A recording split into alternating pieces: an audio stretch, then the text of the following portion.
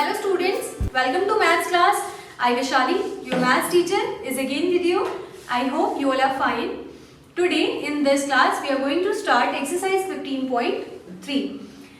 What we have to do in this exercise, देखिए question number 1 is what cross section do you get when you give a vertical cut? First part, second part is horizontal cut to the following solids. क्या दे रखा है आपको इसमें? कुछ solids given हैं, आपने क्या करना है, जब आप उसको हॉरिजॉन्टल और वर्टिकल कट देंगे तो आपके पास किस टाइप की शेप्स बनेंगी आपने ये बताना है। जैसे इसका जो ए पार्ट है उसमें ब्रिक की बात हो रही है, ठीक है, वैसे ब्रिक की शेप क्या होती है, क्यूबॉइड शेप की होती है ना। क्या कह रहा है ये कि जब आपके पास ये एक ब्रिक है और आपने इसको वर्टिकल कट का मतलब इस तरीके से काट दिया तो आपके पास दो इस तरीके की शेप्स बनेंगी ना, ठीक है।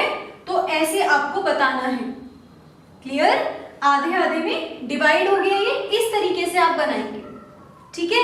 ऐसे ही जब आप इसको हॉरिजॉन्टल कट देंगे तो आपके पास इस टाइप की शेप्स बनेंगी दो, क्लियर। जब भी आप इसको वर्टिकल कट देंगे और हॉरिजॉन्टल कट अलग अलग से बताना है आपने, तो आपको ये दिखाना है कि उसमें कौन सी शेप्स बन रही है, किस टाइप से वो दो फिगर्स बन रही हैं, ठीक है।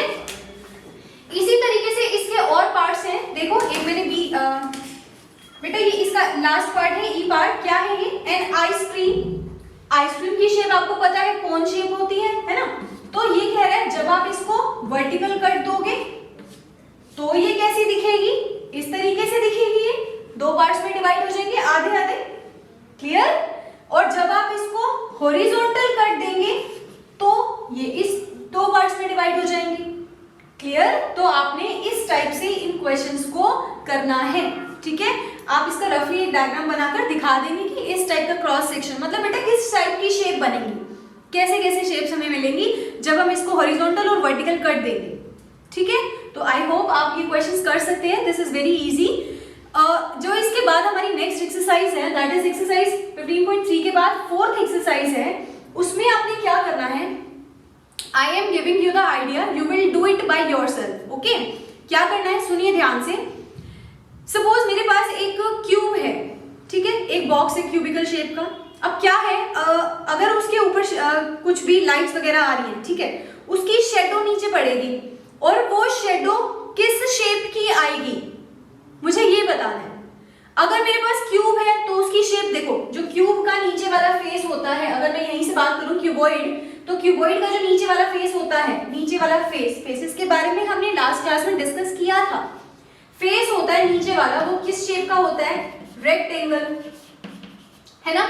तो अगर मुझे इसके ऊपर डायरेक्टली बल्ब है, ठीक है, तो जो उसकी शेडो बनेगी नीचे वाले फेस की बनेगी ना, जस्ट पूरा क्यूबॉइड थोड़ी मुझे नीचे वॉल पे दिखेगा, है ना।